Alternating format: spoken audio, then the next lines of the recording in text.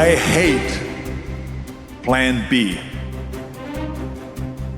Everything I ever did, the thing that I heard out of people's mouth was, that's impossible. That can't be done. Or no. We have so many doubters, the no-sayers. We have so many of those people that say no and you can't do it, that's impossible. But when you start doubting yourself, that's very dangerous. Because now what you're basically saying is that if my plan doesn't work, I have a fallback plan, I have a plan B. You're taking away now that thought and that energy from plan A. So whenever someone said to me, it can't be done, I heard it can be done. When they said no, I heard yes. And when they said it's impossible, I heard it is possible.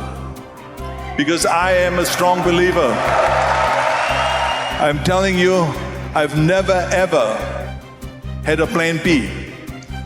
I made a full commitment that I'm gonna go and be a bodybuilding champion. I made a full commitment that I'm gonna be in America. I made a full commitment that I'm gonna get into show business and I'm going to be a leading man. No matter what it takes, I will do the work.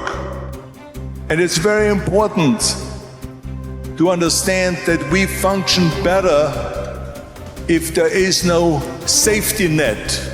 Because plan B becomes a safety net. It says that if I fail, then I fall and I get picked up and I have something else there that will protect me.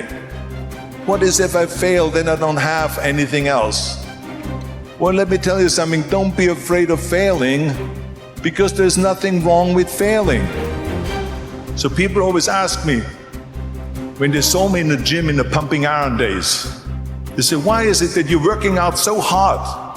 5 hours a day, 6 hours a day, and you have always a smile on your face. Why is that? And I told people all the time, I said, because to me, I'm shooting for a goal. So every rep that I do gets me closer to accomplishing that goal, to make this goal, this vision turn into reality. Michael Jordan said in one of his interviews, when they said, you are unbelievable, you're the greatest basketball player of all times. And he says, well, you're just mentioning the successes. But he says, for me to become the greatest basketball player, I missed 9,000 shots when I was playing basketball at the NBA games. Does it make him a failure? No. He's one of the greatest basketball players of all times, but he failed 9,000 times. Do you get it? We all fail. It's okay. What is not okay is that when you fail, you stay down. It's all about the hard work that you put in. 74% hate their job in America. The majority of people don't like what they're doing because they're really not doing it because they didn't have a goal and they followed this goal.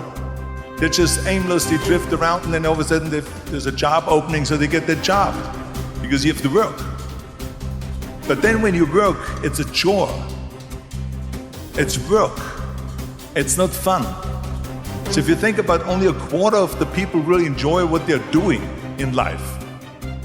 That is unbelievable if you think about it. So I felt so blessed that I knew what I was doing. It's like a medical student that studies and knows he wants to become a doctor. You know where to go. You see, if you don't have a vision of where you go and if you don't have a goal where you go, you drift around and you never end up anywhere. It's like you can have the best ship in the world, you can have the best airplane in the world. If the pilot or the captain doesn't know where to go, it will just drift around. It will not end up anywhere or most likely in the wrong place. And I didn't really like Austria when I grew up. I couldn't wait to get out of there. I couldn't see myself becoming a farmer or a worker in a factory or anything like that. Even though my parents wanted me to stay there and have a normal life. But that was their vision, not mine. My vision was totally different. I felt that I was born for something special, for something unique, for something big. You know how great it felt that I knew where I was going? Imagine the majority of people don't know where they're going. I knew where I was going. So it was just a question of how do you do it? I'm shooting for a goal. In front of me is the Mr. Universe title. So every rep that I do gets me closer to accomplishing that goal, to make this goal, this vision turn into reality. Every single set that I do, every repetition, every weight that I lift will get me a step closer to turn this goal into reality. So I couldn't wait to do another 500-pound squat. I couldn't wait to do another 500-pound bench press. I couldn't wait for the next exercise. Maybe it has never been done before. That's perfectly fine with me. But I'm gonna do it. And I did not listen to the naysayers. With the age of 20, I went to London and I won the Mr. Universe contest as the youngest Mr. Universe ever. And it was because I had a goal.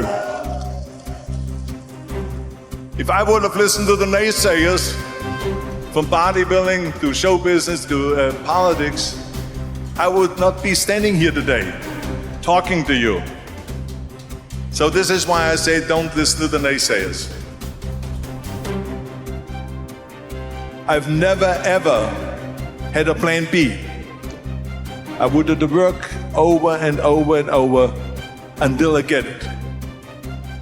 It is very dangerous to have a plan B because you're cutting yourself off from the chance of really succeeding. And the reason, one of the main reasons why people want to have a plan B is because they are worried about failing. We all fail. Winners will fail and get up, fail and get up, fail and get up. You always get up. That is a winner. That is a winner. We all have losses. This is okay. And this is why I say don't be worried about losing, because when you're afraid of losing, then you get frozen. In order to perform well in anything, if it's in boxing or if it is on your job or with your thinking, is only happening when you relax. It's okay to fail. Let's just go all out and give it everything that you got. That's what it is all about. So don't be afraid to fail. It's all about the hard work that you put in. So they all say that's impossible. That's impossible. That can't be done. But I didn't listen to those losers. I didn't listen to them at all. And it was because I had a goal. Because I believed